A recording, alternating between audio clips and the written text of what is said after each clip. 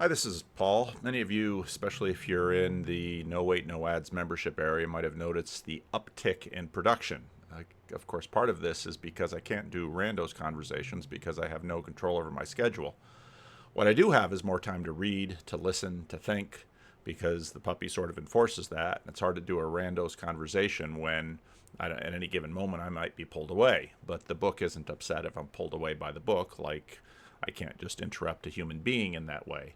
But this is all temporary. The puppy went to coffee break yesterday, which was good. I'm bringing the puppy to my wife's class meeting tonight, so soon enough the puppy will be cared for by others. My son is back home, and so actually he and a couple of his friends are there, and they're watching the puppy. So I did get a little bit of chance to do some other things. Going to the channel homepage is something like California weather reports, where we're always looking out over the Pacific to see what weather's coming. I did a conversation with Justin Brierley, which was good. I have another video about Doug Wilson coming out, and today I just released the video about the report on orthodoxy by Ready to Harvest, and I've got another Exodus commentary coming out. And tonight, even though I don't have a lot of time, I might add 2 or 3 or 4 videos just because I've got all those ideas in my head. And at least if I can get into the office, it doesn't take me very long to make a video or 2.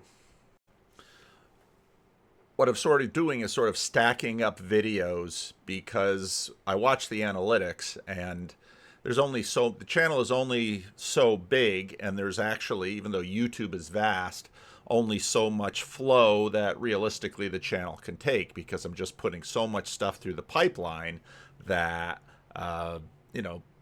most people only have limited amount of time to listen to this or that, and so they pick the ones that are most salient to them and off they go, and that's absolutely fine.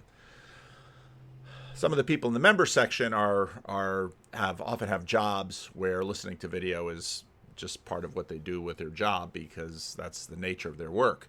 And so I've already gotten some good comments from some of the members on the New Wave Orthodox converts.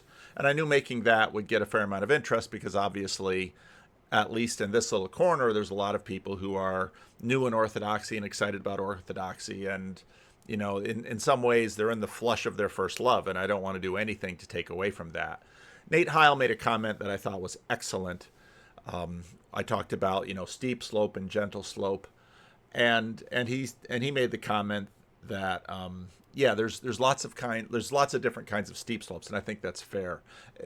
My comments in this video were in no way to take away from the fact that I think it's a terrific thing that all of these people are going to Orthodoxy.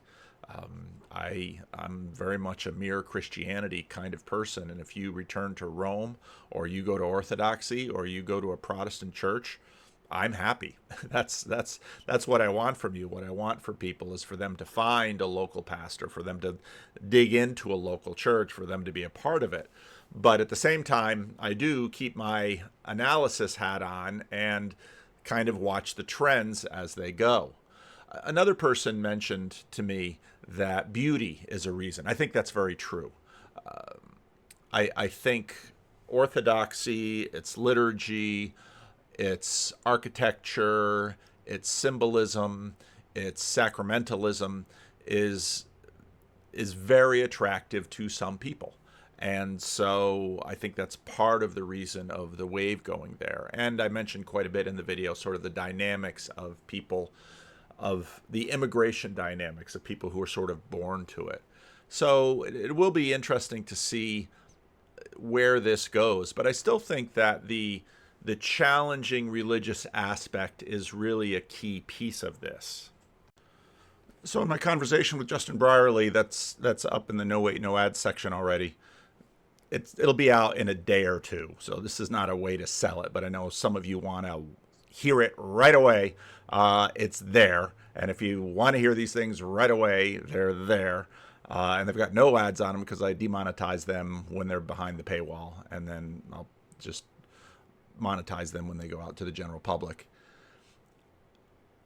But I asked Justin this question, and I thought the answer he gave was really good. So I'm actually just going to edit that right into this video and end with that, because this now sets up other videos that I'm probably going to make today, which will come out in a few days, on the question about cultural Christianity, because in this Doug Wilson video, this new embrace of the faith, and not just the faith intellectually, but I mean, because right now faith in terms of practice is very important. The Latin Mass in the Catholic Church is very hot. Orthodoxy has a deep attraction to some people.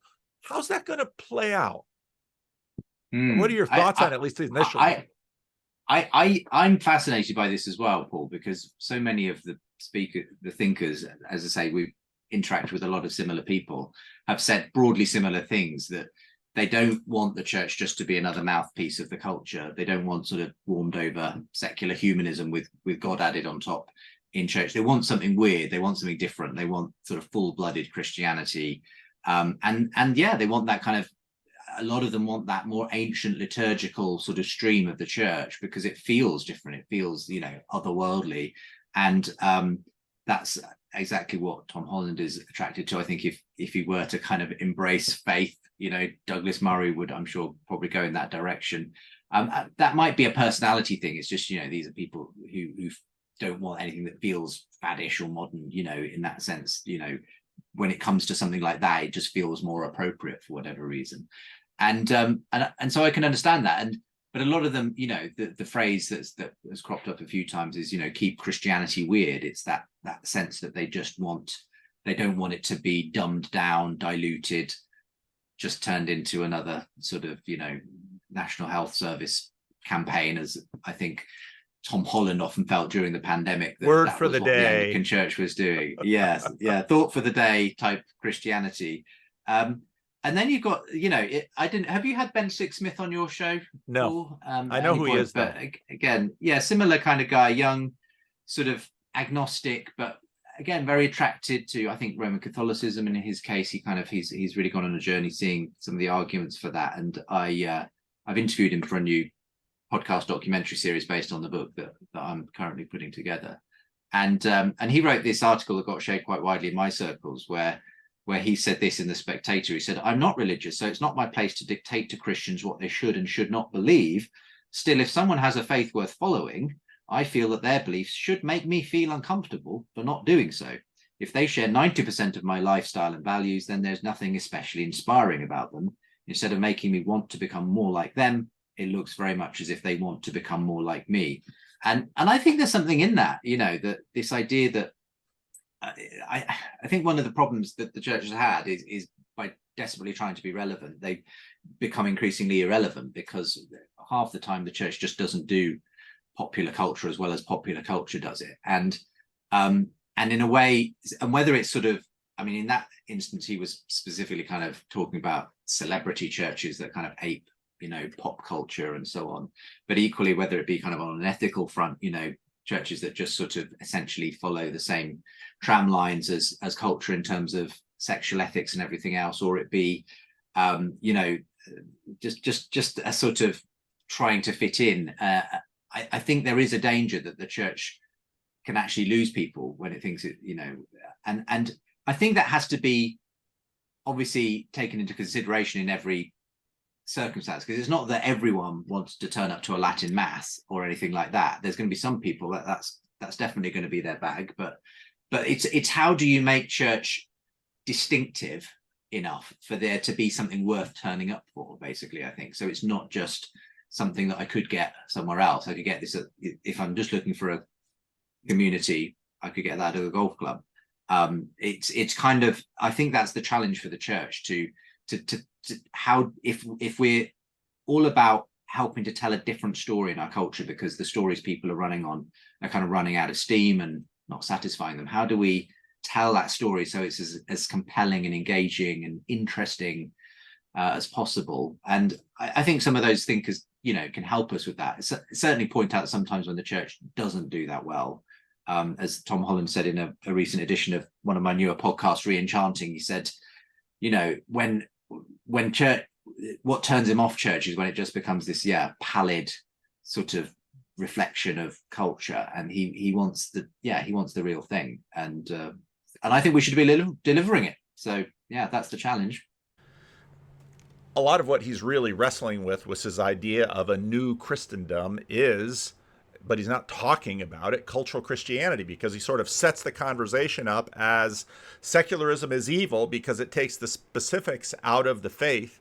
Well, he's got a point about the need for specifics in the faith, but Christendom was all about cultural Christianity. And his main complaint about the world having changed is, in fact, a loss of cultural Christianity.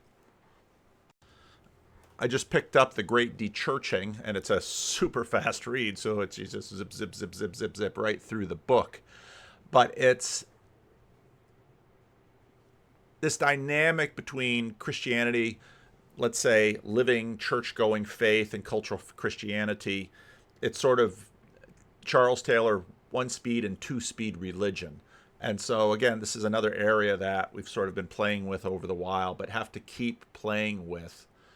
And so, yeah, I just wanted to drop that little Justin Brierley piece in, and just give you an idea about why the pace is different lately.